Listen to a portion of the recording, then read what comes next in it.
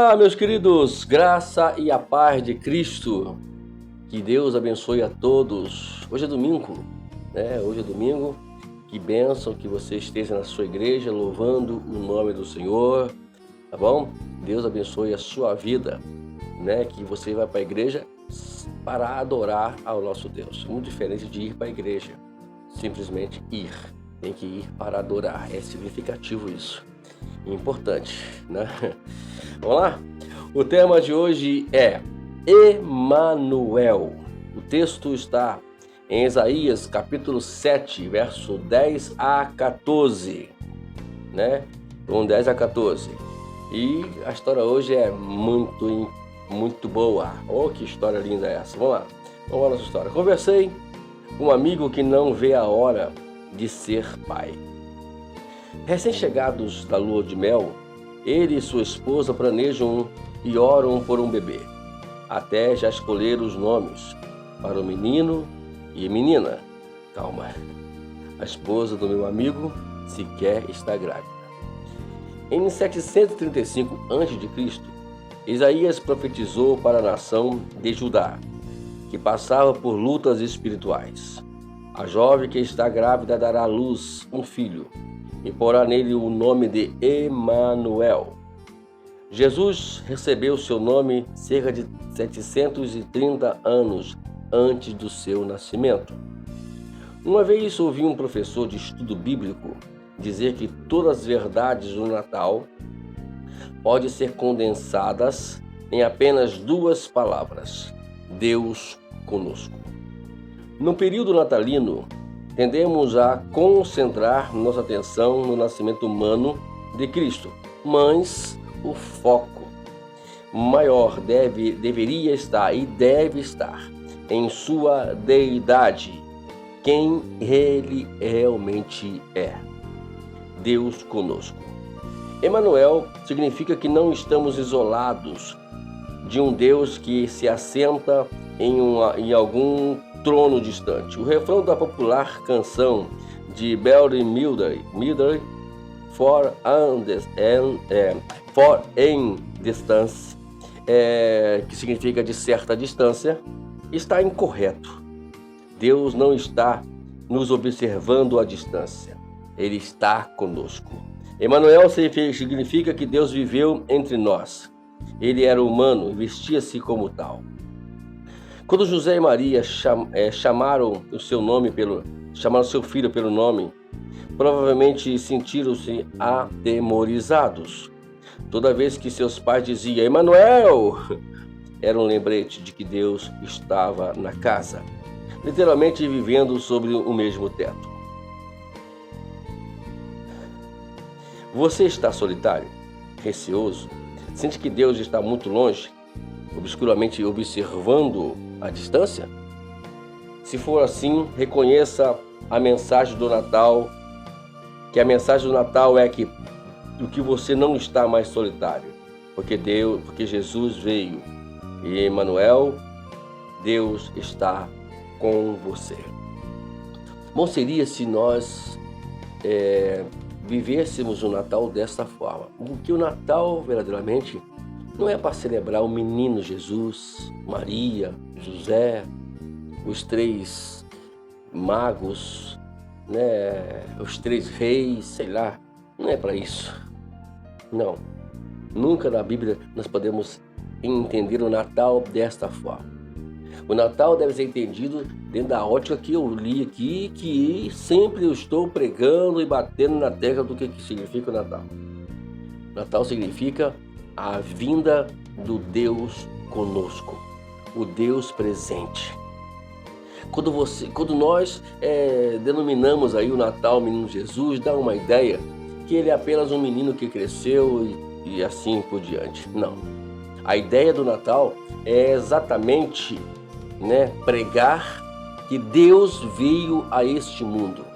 Ele veio se apresentar no meio de nós, ele veio estar no meio de nós. Exatamente é o que significa Emanuel, Deus conosco. Quando você entendeu o Natal desta forma, as coisas vão fluir melhor.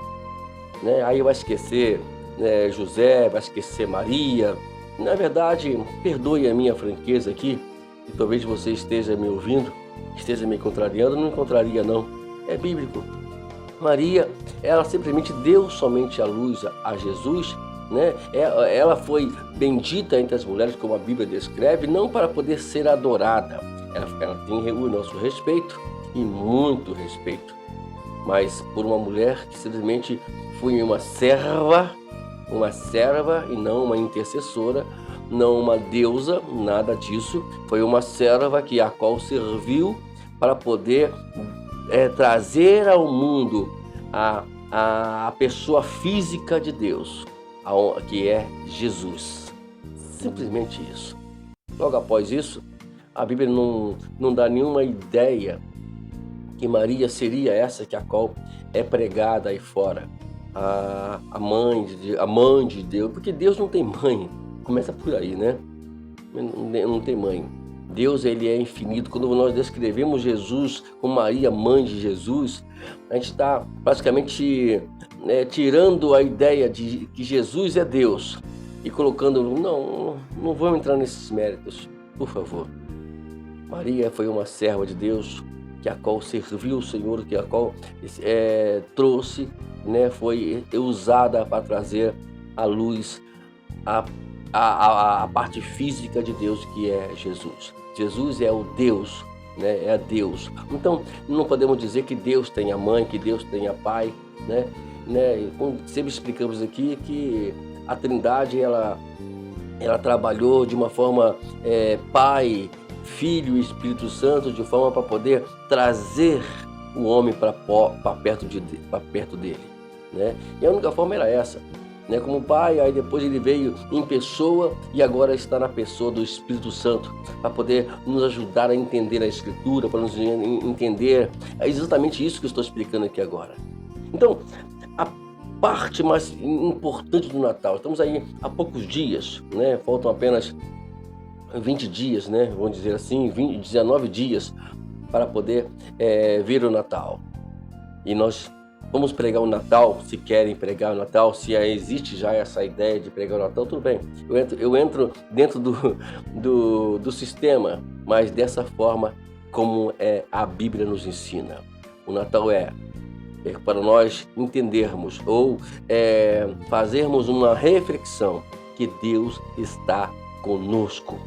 Se você quer mesmo fazer aí uma confraternização sobre isso, então faça dessa forma que você vai entender, e entender de forma bíblica no que Deus tem para nos explicar. Então a Bíblia fala sobre isso. Deus conosco, Ele está no meio de nós, Ele pertence a nós. Hoje, na pessoa do Espírito Santo. No Antigo Testamento, Deus estava conosco no intermédio do Pai, em espírito, Depois, no Novo Testamento, Ele veio na pessoa de Jesus, para poder estar no meio de nós, para poder ser um padrão, como que devemos viver. Ele disse: eu sou o caminho, a verdade, a vida, eu sou o padrão, eu sou a forma como vocês vão chegar ao céu. Tem uma forma de chegar ao céu? Tem. Jesus é o exemplo disso. Mas aí a parte física nunca pode estar em todos os lugares. Então ele foi para o céu e veio como Espírito Santo. Deus veio como Espírito Santo para poder estar conosco em todos os lugares. Em tese, essa é a base, a base simplificada para entender a Trindade. A Trindade não são 3 deuses, é um Deus, trabalhando de 3 formas para poder chegar bem próximo de nós. Então está aqui, essa palavra aqui. Deus está com você, meu amado, no intermédio hoje do Espírito Santo. E aí, o Espírito Santo vai testificar os ensinamentos de o que o Filho, na pessoa do Filho, Deus veio nos ensinar. Tá ok? Vamos aprender com essas lições, mano. É muito importante para mim, é muito importante para você e para todos nós. O Examina diz o seguinte: aqui temos 3 passagens para que você também possa ler, e são importantes essas 3 passagens, hein? Vamos anotar aí com calma aí. Já pegou a caneta? Dê uma pausa, para pegar a caneta. Bom, agora não posso mais esperar mais. Já deu a pausa, vamos dizer aqui as passagens. Primeiramente, Mateus, capítulo 1, verso 18 até o 25. Anotou? Vamos para outra agora. João capítulo 1, verso 14. Entendido? E a terceira, última da descrição aqui. Filipenses capítulo 2, verso 6 até o versículo 8. Ok? Tá aí a anotação. Agora, o que eu considero para terminarmos a nossa conversa é: pense sobre a realidade de que Deus está conosco. Isso assusta ou conforta? Bom, se assusta ou conforta, você vai dizer por quê, tá bom? Bom, penso eu que não tem que confortar e não assustar, né? Talvez para Maria e José, ou José e Maria, lá com a responsabilidade, né, a qual Deus deu a eles, de criar Ele próprio, Gente, uma ideia. O Ministério da Encarnação é uma coisa muito impressionante. A gente vai estar aqui, juntamente com o pastor Adriano Nascimento, conversando um pouco sobre isso. Queria te convidar para estar conosco aqui, né? Ou melhor, convidar, que eu falo é você estar ligado no canal, né? E eu, pastor Adriano, estaremos conversando aqui sobre a cristologia. E exatamente o combinado nosso é a gente começar falando sobre a encarnação, que é o ponto de partida da cristologia, né? A encarnação de Deus na pessoa de Jesus. É uma coisa muito, muito impressionante, né? Eu vejo ali estava Deus em uma criança, o Deus ali encarnado, né? Mas com uma criança ainda, e Maria e José, ou José e Maria, criando aquela criança como fosse o filho, mas estava ali Deus. Eles sabiam disso, eles tinham consciência disso. É por isso que o tamanho da responsabilidade é muito grande. Quando eles perderam Jesus, ou perderam ou esqueceram Jesus ali, quando ele tinha 12 anos de Deus ali em Jerusalém, talvez eles caíram diante de uma grande responsabilidade. Meu Deus,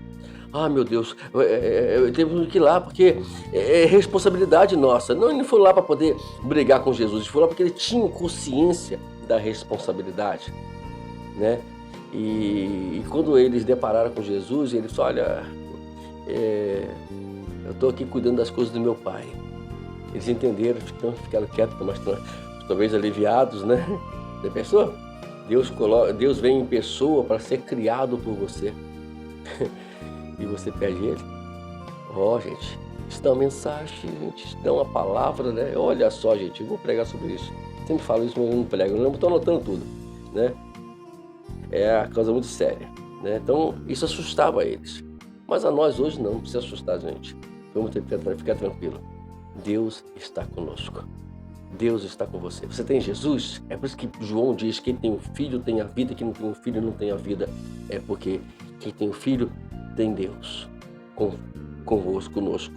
E quem tem um filho não tem Deus, está sem Deus. Deus abençoe.